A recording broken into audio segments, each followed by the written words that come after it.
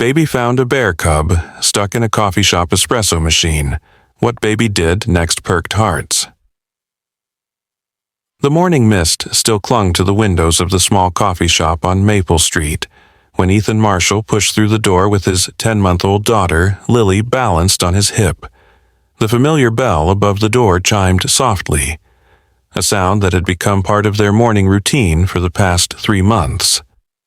Every Tuesday and Thursday, just as the sun began painting the sky in soft oranges and pinks, they would arrive at this quiet corner of the world before the morning rush transformed it into something else entirely. The shop was empty except for Jessica Brooks, the owner, who was already behind the counter preparing for the day ahead. She looked up from wiping down the espresso machine and smiled at them both. That warm smile that made this place feel less like a business and more like an extension of home.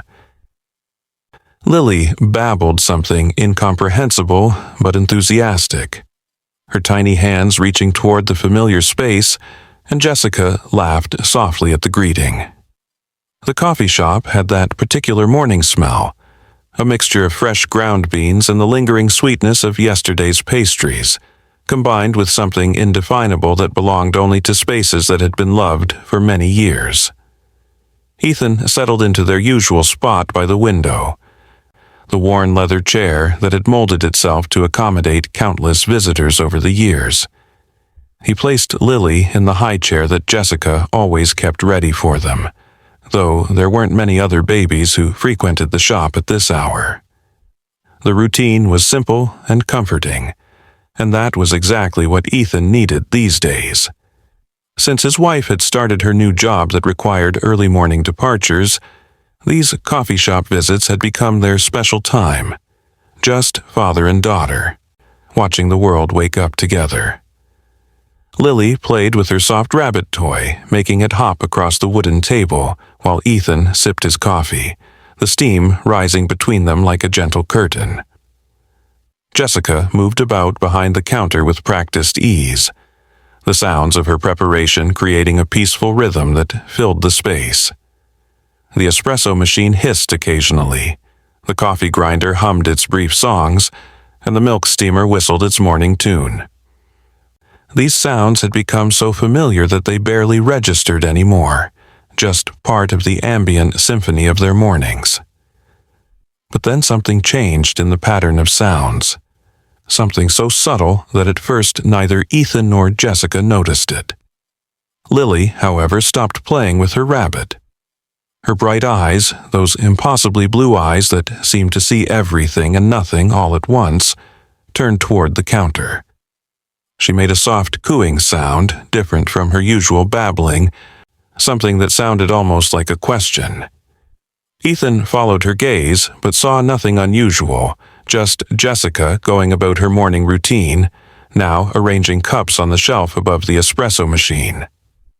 The sound came again, barely audible over the gentle jazz playing from the speakers, a soft whimpering that didn't belong to any machine or any part of the morning routine they knew so well. Lily's hands reached out toward the counter, her fingers opening and closing in that universal baby gesture that meant she wanted something, wanted to explore something, wanted to understand something that the adults hadn't noticed yet. Jessica paused in her movements, her head tilting slightly as if she too had heard something unusual. She looked at the espresso machine with a puzzled expression, then bent down to examine it more closely. The massive silver machine, which had been in the shop since her grandmother had opened it 40 years ago, was making its usual sounds. But there was something else, something underneath the mechanical noises that didn't quite fit. She pressed her ear closer to the machine, and her eyes widened with surprise. Without a word, she motioned for Ethan to come over, and he picked up Lily, who was now making excited sounds and reaching even more insistently toward the counter. As they approached, the sound became clearer, a soft, muffled whimpering that seemed to be coming from inside the espresso machine itself. It wasn't the sound of machinery breaking down or steam escaping from a loose valve. It was distinctly organic, distinctly alive, and distinctly impossible. Jessica's hands moved carefully as she began to examine the machine more thoroughly. The espresso machine had several panels that could be removed for cleaning and maintenance, though she rarely had to do more than the basic daily cleaning. Her grandmother had always said the machine was built to last forever, and so far it had lived up to that promise. But now, as she carefully unscrewed the lower panel where the drip tray usually collected excess water, she discovered something that made her gasp softly. There, in the space behind the panel, in an area that should have contained nothing but pipes and mechanical components, was a tiny bear cub. Not a toy, not a stuffed animal, but a living, breathing bear cub, no bigger than a coffee mug.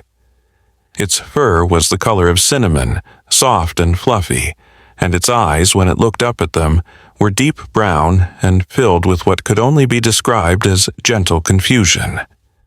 The three of them stood frozen for a moment, trying to process what they were seeing. The cub couldn't have been more than a few weeks old, its eyes barely open, its tiny paws no bigger than quarters. It was curled up in the warm space behind the espresso machine's heating element, and as they watched, it let out another soft whimper, not of fear or pain, but something more like loneliness. Lily was the first to react, her baby sounds becoming soft and soothing, almost like she was trying to comfort the tiny creature. Her hands reached out, not grabbing or grasping, but gently waving, as if she was saying hello to a friend she had been expecting. The cub's eyes moved to focus on Lily, and something passed between them. Some form of communication that existed beyond words or understanding. Something pure and simple that only the very young of any species might share. Jessica's practical mind was racing with questions. How had a bear cub gotten into her coffee shop? How had it gotten inside the espresso machine?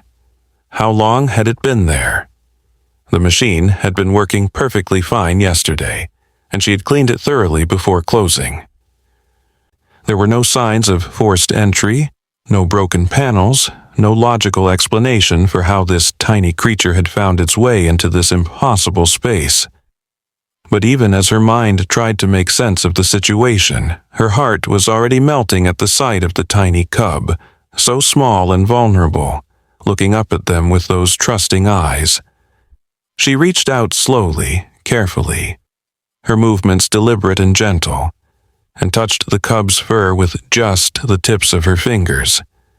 It was soft, impossibly soft, and warm from its proximity to the heating element. The cub didn't flinch or pull away. Instead, it made a sound that was almost like a purr, a gentle rumbling that seemed to come from deep within its tiny body. Ethan found himself thinking about nature documentaries he had watched, about how dangerous mother bears could be when their cubs were threatened, but there was no mother bear in sight.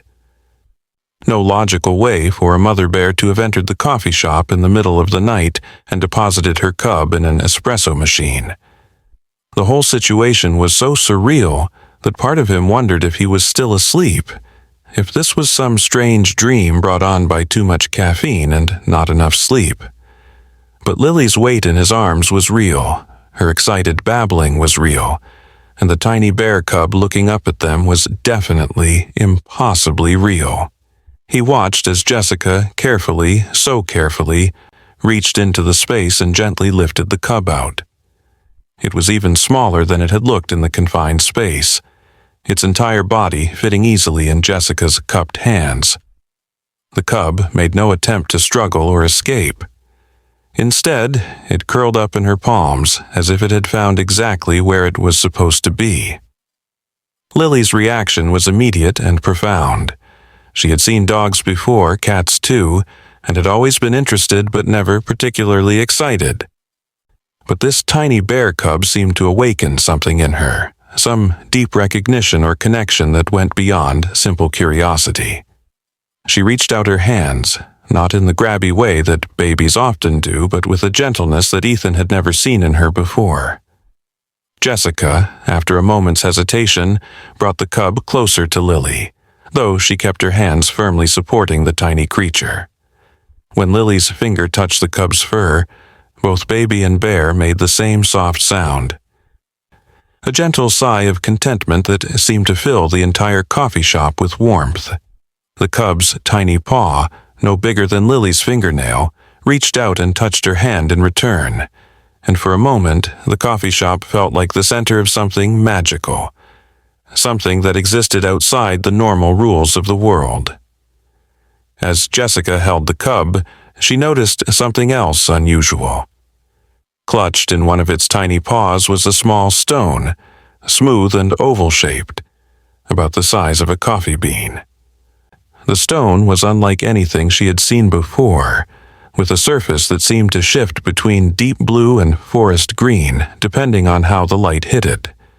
But more unusual than its appearance was its temperature. While the cub was warm from the espresso machine's heat, the stone was generating its own warmth. A gentle, pulsing heat that seemed to match the rhythm of a heartbeat. She tried to gently remove it from the cub's grasp, but the tiny creature held on with surprising determination, making a small sound of protest. It was clear that the stone was important to the cub, though what a bear cub was doing with such an unusual object was just another mystery added to the growing pile of impossibilities this morning had brought. The practical part of Jessica's mind knew she should call someone. Animal control, perhaps, or a wildlife rescue organization. But something held her back. The cub seemed perfectly healthy, well-fed even, its fur glossy and clean. It showed no signs of distress beyond that initial lonely whimpering, and now, in her hands with Lily cooing at it, it seemed perfectly content. More than that, there was something about the whole situation that felt deliberate, as if the cub was exactly where it was supposed to be, as if this meeting was meant to happen.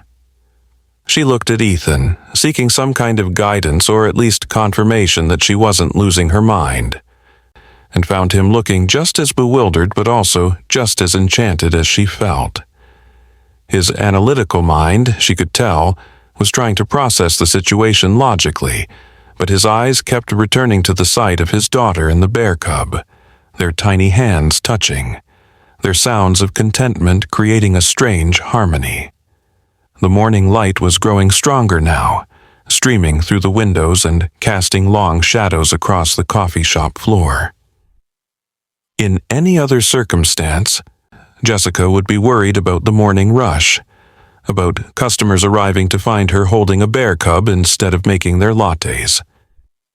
But something about this morning felt different, felt special in a way that made the normal concerns of running a business seem distant and unimportant. She found herself studying the cub more closely, noticing details that seemed even more impossible than its presence here. Its fur wasn't just cinnamon-colored, but seemed to have subtle patterns in it, swirls and whirls that caught the light in unusual ways. Its eyes, those deep brown eyes, had flecks of gold in them that seemed to glow with their own inner light. This wasn't just any bear cub, she realized. This was something special, something that belonged more to fairy tales than to the real world. Ethan, still holding Lily, moved closer to get a better look at the stone the cub was clutching. As he did, Lily reached out again, and this time her finger touched the stone directly. The moment her skin made contact with its surface, something extraordinary happened. The stone's warmth intensified, not uncomfortably, but in a way that seemed to spread through the air around them. The coffee shop, already warm and cozy, suddenly felt like it was filled with the warmth of a summer afternoon, with the comfort of a mother's embrace, with the safety of home. More than that, for just a moment, Ethan could have sworn he heard something. Not with his ears, but with some other sense he didn't know he possessed.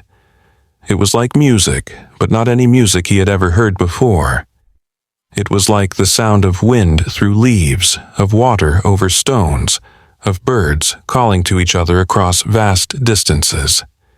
It lasted only a second, maybe two, but in that brief moment he felt connected to something larger, something that made the mysteries of the morning seem less like impossibilities and more like glimpses of a world that had always existed alongside their own, just out of sight.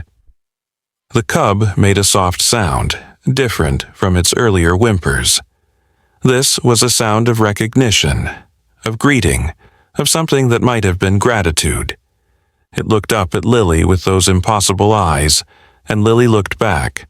And in that exchange, Ethan saw something that made his breath catch in his throat.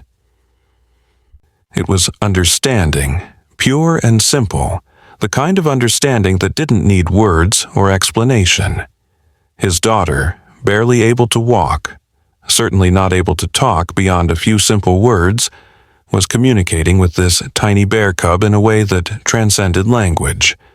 They were sharing something, some knowledge or feeling or connection that existed in a space before words, in the place where all young things understand each other simply because they haven't yet learned that they're supposed to be different.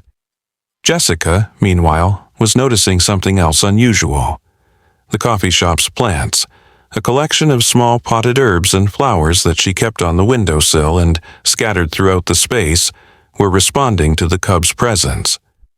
The basil plant nearest to where she stood was stretching its leaves toward them, as if reaching for sunlight that wasn't there. The small jasmine vine that climbed the wall behind the counter had suddenly burst into bloom, its tiny white flowers opening all at once and filling the air with their sweet scent. Even the old jade plant that had belonged to her grandmother and hadn't flowered in 20 years was showing signs of new growth, tiny pink buds appearing at the tips of its thick leaves. It was as if the cub's presence, or perhaps the stone it carried, was awakening something in the living things around them, calling them to life in a way that defied the normal patterns of growth and season. She set the cub down gently on the counter, though she kept one hand near it in case it tried to wander off or fall. But the tiny creature seemed content to sit there, still clutching its mysterious stone, watching Lily with those golden-flecked eyes. Lily, for her part, was making soft singing sounds now. Not quite a melody, but something musical nonetheless, and the cub's ears perked up at the sound. It was then that Jessica noticed the cub's ears were slightly different from what she would expect from a normal bear cub. They were a bit longer, a bit more pointed, and when they moved to track sounds, they did so with a precision that seemed almost supernatural. Every small detail she noticed made the mystery deeper, made the impossibility of the situation more profound, but also somehow made it feel more right, as if this was exactly what was supposed to happen on this particular Tuesday morning. The bell above the door chimed, and all three of them turned to look. Jessica with a moment of panic about how to explain the situation to a customer. But it wasn't a customer who entered. Instead, padding through the door with a dignity and grace that seemed to make the very air stand still, was an adult bear. But like the cub, this was no ordinary bear. It was smaller than a typical black bear, its fur the same cinnamon color as the cub's but shot through with what looked like threads of silver that caught the morning light. Its eyes were the same deep brown with gold flecks, but in the adult bear, those flecks seemed to form patterns, constellations almost, that shifted and changed as it moved its head. The bear moved slowly, deliberately, not with the lumbering gait one might expect, but with something approaching elegance.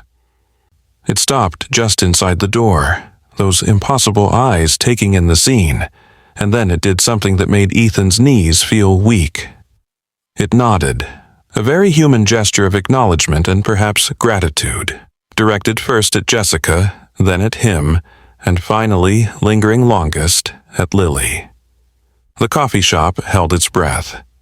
Even the jazz music seemed to fade into the background, as if the very building was waiting to see what would happen next. The adult bear, clearly the cub's mother, made no aggressive moves, showed no signs of the fierce protectiveness that mother bears were famous for. Instead, she sat down, right there in the doorway, and waited. Her eyes never left the cub, but there was no urgency in her gaze, no demand for immediate return.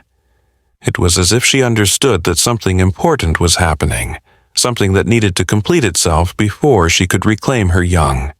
The cub, seeing its mother, made a small sound of recognition, but didn't immediately try to go to her. Instead, it looked at Lily again, and then, in a gesture that would stay with Ethan for the rest of his life, it carefully placed the warm stone on the counter and nudged it toward the baby with its tiny nose. Lily's hand closed around the stone, and the moment she held it, her whole face lit up with a smile of such pure joy that Ethan felt tears prick at his eyes. The stone's warmth seemed to pulse in rhythm with her heartbeat, and for a moment the coffee shop was filled with that strange, not quite music again. This time, Ethan could almost make out patterns in it, like voices speaking in a language older than words, telling stories of forests and mountains, of connections between all living things, of magic that existed not in opposition to the everyday world but woven through it, visible only to those who knew how to look. The mother bear made a sound then, not a growl or a roar, but something almost like a hum, a deep, resonant note that seemed to harmonize with the not-quite music emanating from the stone. The cub responded with its own smaller version of the sound, and for a moment the coffee shop was filled with this strange, beautiful chorus. Jessica found herself moving without conscious thought, walking slowly toward the mother bear with the cub cradled in her hands. The bear watched her approach with those knowing eyes, and when Jessica was close enough, she knelt down and gently placed the cub on the floor. The tiny creature immediately ran to its mother, not with fear or desperation, but with the simple joy of reunion. The mother bear nuzzled her cub, checking it over with gentle touches of her nose, and then both of them turned to look at the three humans. The mother's gaze lingered on Lily, who was still holding the stone, and something passed between them, some communication that transcended species and age and all the normal boundaries of the world. Then, with another nod that seemed to encompass gratitude, farewell, and promise all at once, the mother bear turned and walked out of the coffee shop, her cub following on tiny, unsteady legs. They watched through the window as the two bears walked down Maple Street, their forms seeming to shimmer slightly in the morning light, becoming less solid with each step until, just before they would have turned the corner, they simply faded away like mist dissolving in sunlight. The coffee shop was quiet for a long moment, the three of them trying to process what had just happened. The stone in Lily's hand still pulsed with warmth, the only physical evidence that the morning's events had been real and not some shared dream. The plants around the shop remained in their newly awakened state, the jasmine flowers still filling the air with their perfume, the jade plant's buds continuing to slowly open. Jessica looked at the espresso machine, half expecting to find some sign of how the cub had gotten inside, but the panels were all intact, showing no signs of disturbance. It was as if the cub had simply materialized inside the machine, drawn there by some force or purpose they couldn't understand. Ethan sat down heavily in his chair, Lily still in his arms, trying to make sense of what they had witnessed. His rational mind wanted explanations, wanted to categorize and understand what had happened in terms that fit within his understanding of the world. But his heart, that part of him that had been awakened by fatherhood, that had learned to see magic in his daughter's first smile, her first word, her first step, that part of him knew that some things didn't need to be explained to be true. The stone in Lily's hand was real, its warmth was real, and the connection she had shared with the bear cub was real. That was enough. More than enough, it was a gift, a glimpse into a world where wonder still existed, where the impossible could walk through the door on a Tuesday morning and leave behind a reminder that mystery and magic were not things of the past, but threads woven through the present, visible to those who still knew how to see with the eyes of a child. Jessica returned to behind the counter, her movements slow and thoughtful. She looked at the espresso machine with new eyes, wondering what other mysteries it might contain, what other impossible visitors might find their way to her coffee shop. The morning rush would begin soon. Customers would arrive wanting their usual orders, and life would continue in its normal patterns. But something had changed, something fundamental about how she saw her place in the world. This coffee shop, which had been her grandmother's and was now hers, was more than just a business. It was a place where the ordinary and the extraordinary could meet, where a baby could communicate with a bear cub, where stones could pulse with mysterious warmth, where the impossible became possible over a cup of coffee on a Tuesday morning. As if reading her thoughts, Ethan spoke for the first time since the bears had arrived. His voice was quiet, thoughtful, carrying the weight of someone who had just had their understanding of the world gently but thoroughly rearranged. He talked about how Lily had known somehow that something was different this morning, how she had heard the cub before either adult had noticed anything unusual, how she had communicated with it in a way that suggested children knew things that adults had forgotten, could see things that adults had learned to ignore. He wondered aloud if the stone was meant for Lily specifically, if the whole morning had been orchestrated by forces they couldn't understand for reasons they might never know. Jessica listened, nodding occasionally, adding her own observations about the plants, about the way the mother bear had waited so patiently, about the feeling that had filled the coffee shop when the stone had pulsed with its strange warmth. They talked about whether they should tell anyone what had happened, but even as they discussed it, they both knew they wouldn't. Who would believe them? And more importantly, it felt like something private, something sacred almost. A secret shared between them and not meant for the wider world. The stone would be Lily's to keep, a reminder of this morning, though Jessica suspected that Lily would need no reminder. Children had a way of holding on to magic that adults lost, of carrying wonder with them in a way that shaped who they became. She wondered what kind of person Lily would grow up to be, having had this experience so young, having touched something beyond the ordinary world before she even had words to describe it. The bell chimed again, and this time it was a regular customer, Logan Carter, arriving for his morning coffee before heading to his job at the bank. He greeted them with his usual cheerfulness, commenting on how good the coffee shop smelled this morning, wondering if Jessica had done something different. She smiled and made his usual order, a simple black coffee with a shot of vanilla, and didn't mention that the wonderful smell was from jasmine flowers that had bloomed out of season, called to life by the presence of impossible bears. Logan took his coffee and settled into a corner with his newspaper, and just like that, the morning returned to its normal rhythm. Other customers began to arrive, the coffee shop filled with the usual morning sounds and conversations, and to anyone walking in, it would seem like any other day. But Ethan, sitting in his usual chair with Lily playing with her rabbit and occasionally clutching the warm stone, knew better. Jessica, moving through her morning routine with practiced ease, knew better.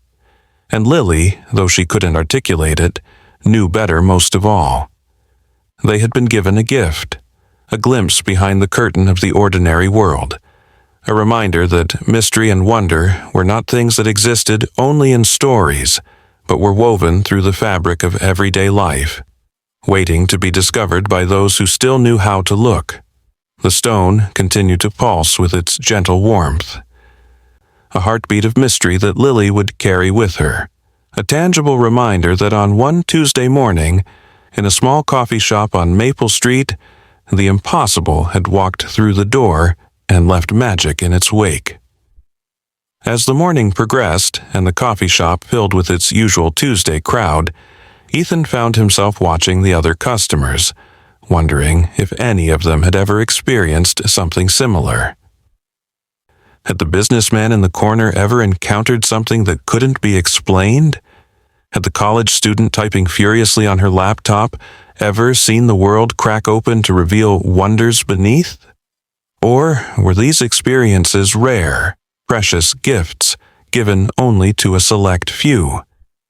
He thought about his own childhood, trying to remember if there had been moments of magic that he had dismissed or forgotten as he grew older.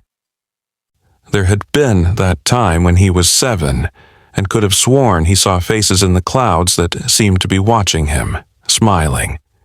There had been the night when he was 10 and heard music coming from the forest behind his house, music that his parents insisted was just the wind, but which had sounded to him like a celebration of something ancient and joyful. Jessica, meanwhile, was having similar thoughts as she worked. Her grandmother had sometimes hinted at strange things happening in the coffee shop, had told stories that Jessica had always assumed were just tales to entertain a young girl. Stories about customers who appeared and disappeared like smoke, about conversations overheard in languages that didn't exist, about coffee that sometimes tasted like memories or dreams.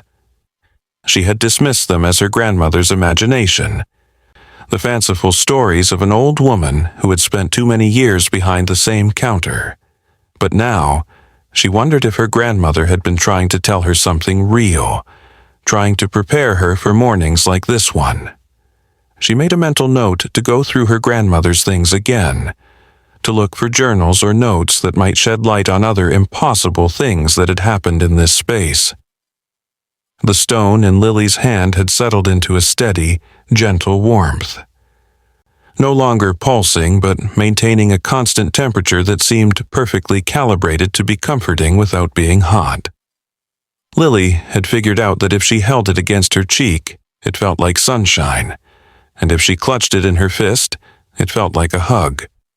She had no words for what had happened this morning, wouldn't have words for it for years to come, but she understood it in a way that was deeper than language. The bear cub had been her friend.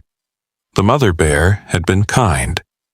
And the stone was a gift that meant she was special, that she was part of something bigger than the coffee shop, bigger than the town, bigger than anything the adults around her could fully understand.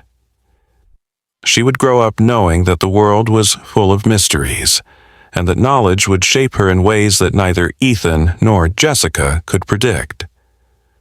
As noon approached and Ethan prepared to leave for home, he and Jessica exchanged a look that said everything without words.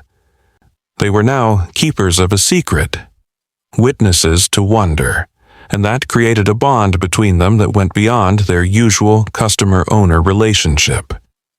Jessica refused to let him pay for his coffee that morning, insisting that some experiences were beyond the realm of normal transactions. He understood and didn't argue, simply thanked her and promised to be back on Thursday, same time as always. As he carried Lily out of the coffee shop, the bell chiming softly above them, he took one last look around the space. The jasmine flowers were still blooming, the jade plant's buds had opened into tiny pink stars, and the morning light streaming through the windows seemed to carry just a hint of that strange, not quite music he had heard when Lily first touched the stone. Outside, Maple Street looked exactly as it always did. People walked by on their way to work or errands, cars drove past at the usual pace, and the world continued its normal rotation.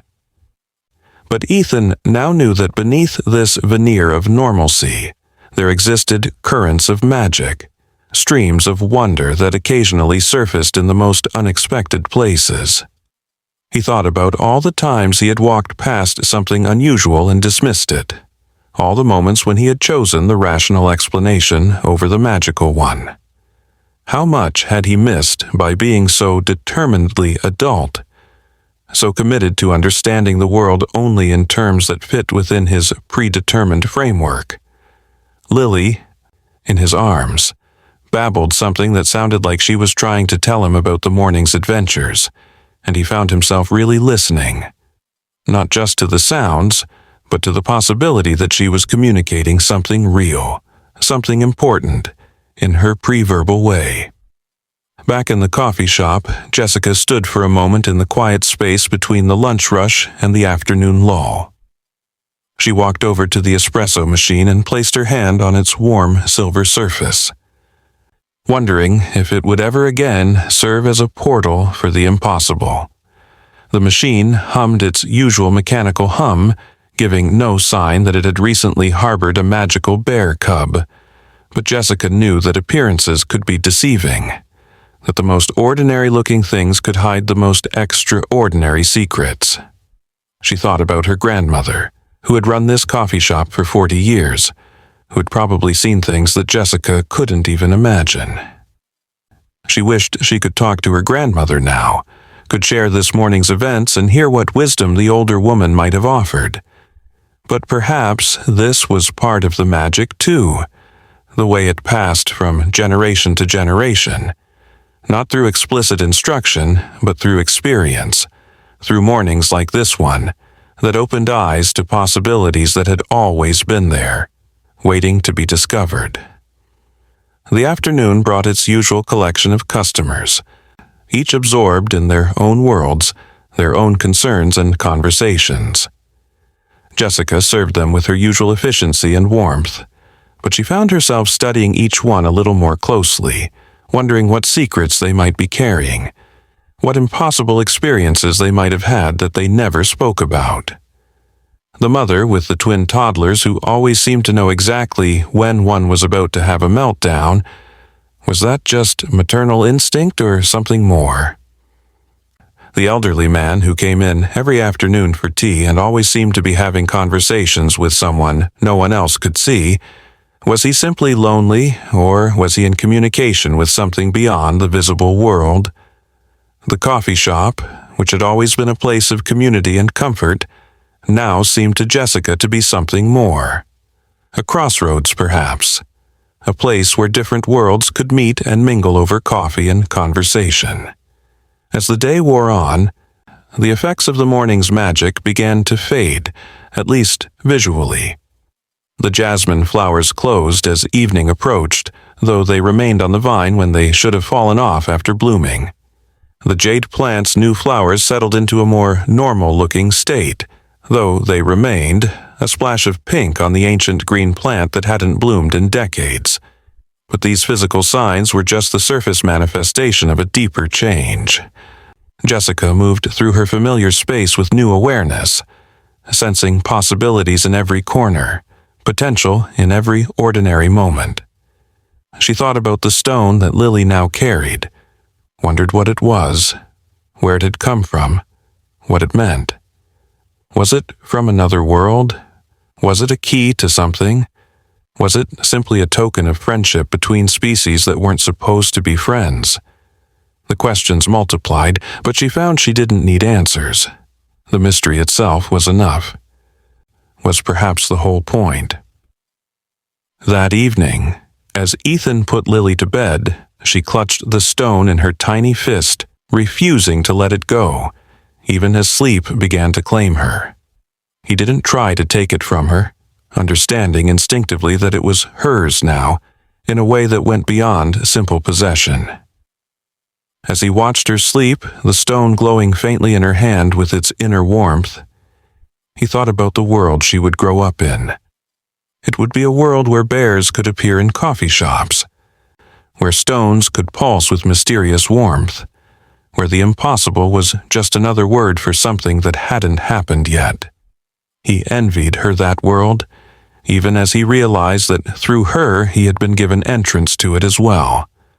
The morning's events had changed him, had opened doors in his perception that he hadn't even known were closed. He would never again be able to look at the world as a purely rational place governed only by the laws of physics and logic. There was magic here, real magic, and his daughter was now a part of it. Miles away, in a part of the forest that existed both in the normal world and somewhere else entirely, a mother bear and her cub settled down for the night. The cub was tired from its adventure but content, making small sounds of satisfaction as it curled against its mother's warm fur. The mother bear looked up at the stars, which in this place seemed closer and brighter than they should be, and thought thoughts that were both animal and something more. She had completed her task, had delivered the stone to the child who was meant to have it, though even she didn't fully understand why or what would come of it. Some things were known not through understanding but through instinct, through a deep knowledge that came from being part of the living web that connected all things. The child would grow, would carry the stone and its magic with her, and in time, when the world needed it, that magic would bloom into something necessary and wonderful. The coffee shop sat quiet now, closed for the evening, its windows dark except for the small nightlight Jessica always left on. But in that darkness, there was a sense of waiting, of potential, as if the morning's events had awakened something that would not go back to sleep. The espresso machine stood silent, its silver surface reflecting the streetlights outside, giving no hint of the miracle it had harbored. But miracles, real miracles, didn't need to announce themselves. They happened quietly, in the spaces between one moment and the next, in the connection between a baby and a bear cub, in the warmth of a mysterious stone, in the blooming of flowers out of season. They happened in coffee shops on Tuesday mornings, witnessed by ordinary people who discovered that they were capable of experiencing extraordinary things. As the night deepened and the town settled into sleep, the magic of the morning settled too, not disappearing but weaving itself into the fabric of the everyday world. It would be there in the way Lily would always be able to sense when animals were near, in the way she would grow up knowing that kindness could cross any boundary, that communication didn't always need words. It would be there in the way Jessica would run her coffee shop, always leaving space for the impossible, always ready for the next miracle to walk through her door. It would be there in the way Ethan would tell stories to his daughter, stories that blurred the line between reality and fantasy because he now knew that line was not as solid as he had once believed.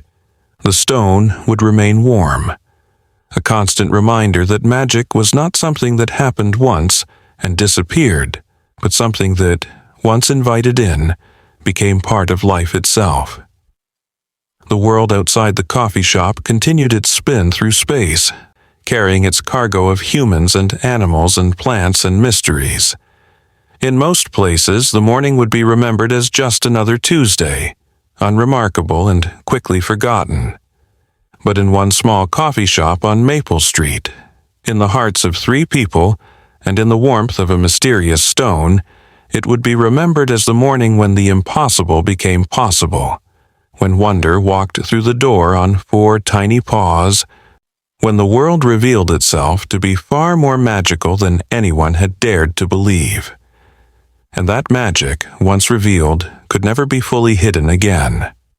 It would spread, subtle and gentle, from person to person, from moment to moment, a reminder that beneath the surface of the ordinary world lay depths of mystery and wonder that were always there, waiting for those who still knew how to see with the eyes of a child, to listen with the ears of wonder, to believe in the impossible beauty of bears in coffee shops on Tuesday mornings.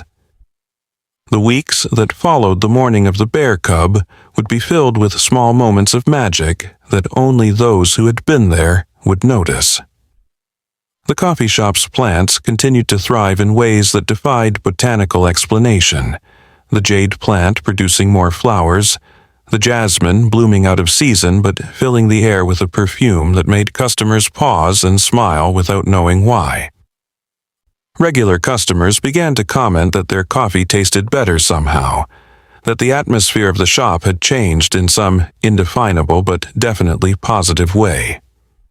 Jessica would smile and nod, making their drinks with the same care she always had, but knowing that something fundamental had shifted in the space, that it had become a place where magic felt welcome, where the impossible knew it could find a home.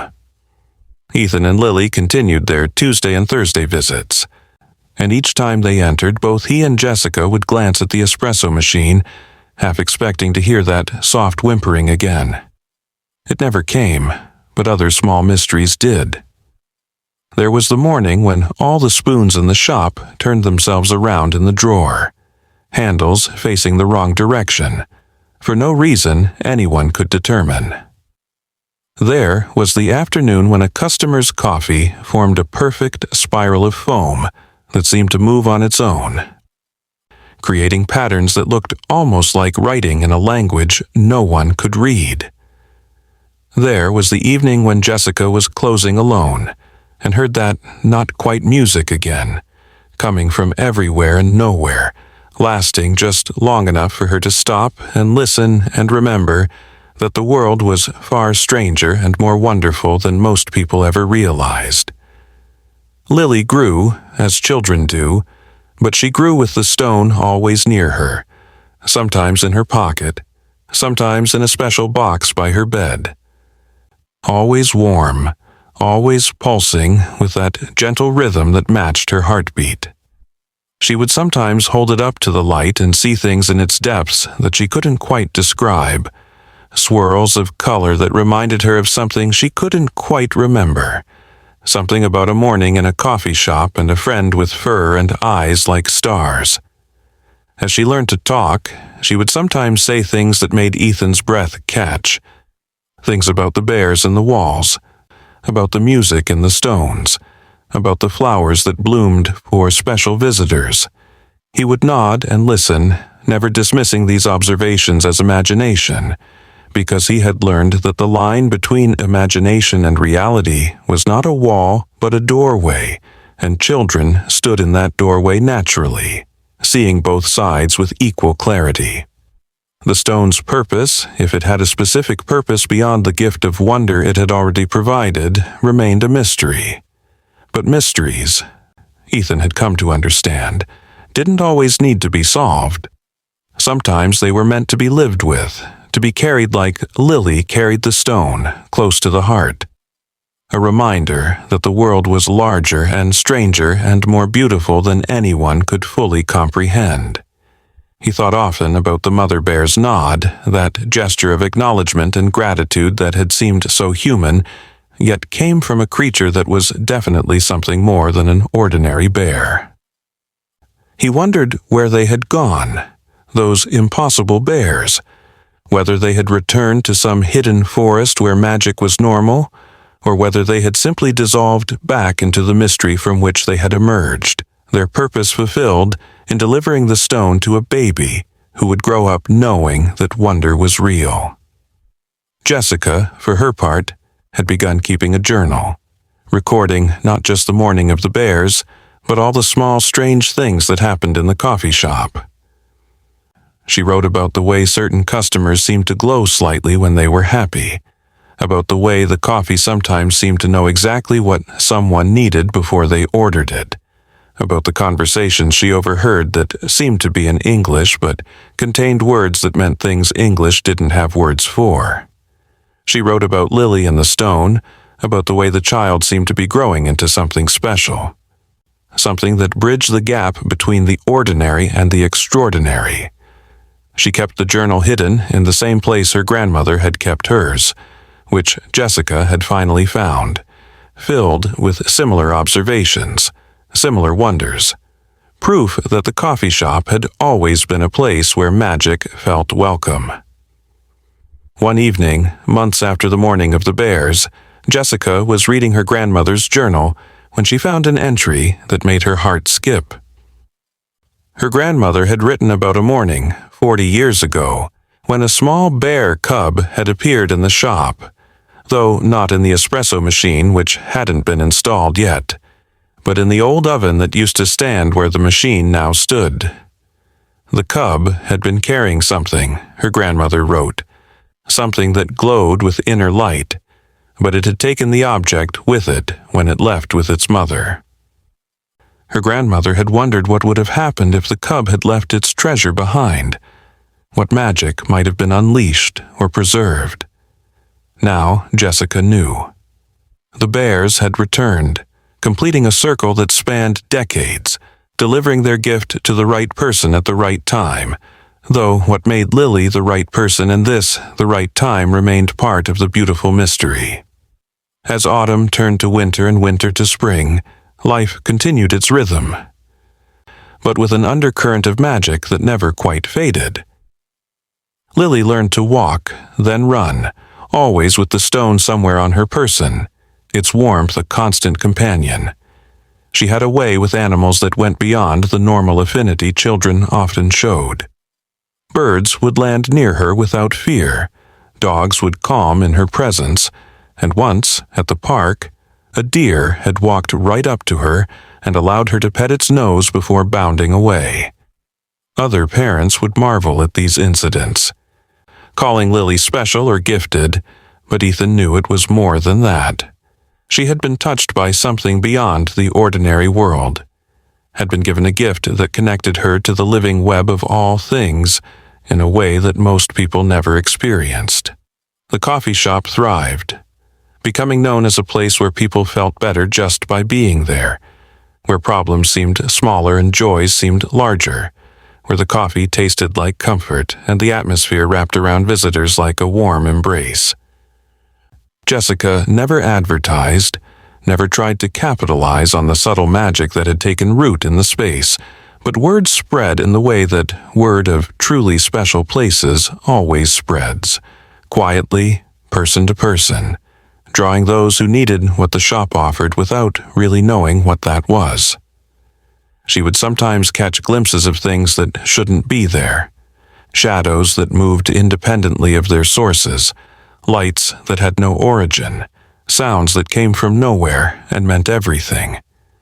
But she had learned to accept these things, to welcome them even, understanding that they were part of the gift the bears had brought, part of the transformation of the space from ordinary to extraordinary. And through it all, the stone pulsed with its quiet warmth, a heartbeat of mystery that connected all the elements of the story. It was there when Lily spoke her first full sentence, which was, inexplicably, "The bears are dancing in the starlight." It was there when she drew her first picture, a swirl of brown and gold that looked remarkably like the mother bear's eyes. It was there when she started school and had to explain to her teacher that she couldn't put it in the cubby with her backpack because it needed to stay close to her, though she couldn't explain why in words that made sense to adults. The teacher, sensing something special about the child and the stone she carried, didn't insist, adding one more person to the growing circle of those who had been touched, however peripherally, by the magic of that Tuesday morning. Years passed, as years do, but the magic never faded. If anything, it grew stronger, more integrated into the fabric of daily life.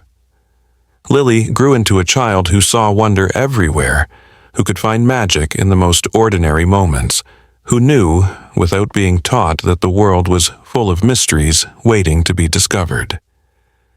She would sometimes dream of the bears, though she couldn't remember meeting them with her conscious mind. In her dreams, they would show her things, places where the world was thin and magic could slip through, people who carried their own stones of different colors and temperatures, a network of wonder that stretched across the world, invisible to most, but clear as day to those who knew how to look. Ethan watched his daughter grow with a mixture of pride and awe, knowing that she was becoming something special, something the world needed, though he couldn't quite articulate what that was. He had long since stopped trying to understand the morning of the bears in rational terms, had accepted it as a gift, a doorway into a larger world that he was privileged to glimpse through his daughter's eyes. He would sometimes hold the stone himself, when Lily would let him, and feel that warmth that was more than physical heat, That was connection and promise and mystery all at once. He wondered what would happen when Lily was older, whether the stone's purpose would reveal itself, whether the bears would return, whether the magic would spread or concentrate or transform into something else entirely. Jessica continued to run the coffee shop, which had become less of a business and more of a calling. She was the keeper of a sacred space, she had come to understand, a place where the ordinary and extraordinary could meet and mingle over coffee and conversation. She had seen other impossible things over the years, though nothing quite as dramatic as the bears. There had been the customer who had paid with coins that didn't exist in any known currency, but had transformed into regular money the moment they hit the register. There had been the child who had drawn doors on napkins that, when you looked at them just right, seemed to open onto other places. There had been the morning when every cup of coffee in the shop had tasted like memories of childhood, causing customers to laugh and cry and share stories they hadn't thought about in years. And through it all, the stone remained, a constant presence in Lily's life, a reminder that magic was real and present and available to those who remained open to it. As Lily grew older, she began to understand more consciously what she had always known instinctively, that she had been chosen for something. Though what that something was remained unclear. She could feel the stone's warmth responding to certain people, certain places, certain moments, as if it was mapping something, recording something, preparing for something.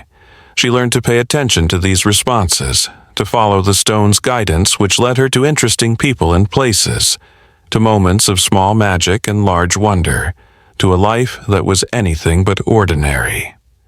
The coffee shop became a pilgrimage site of sorts for those who had heard whispers of its magic. They would come from far and wide, not tourists seeking spectacle, but seekers looking for something they couldn't quite name.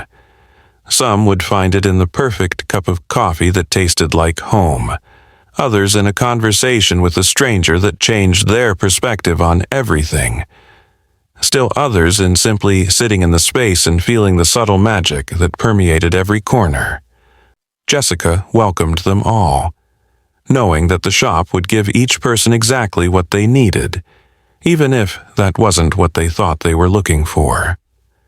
The bears had opened a door that could never be fully closed, had initiated something that would ripple outward in ways no one could predict.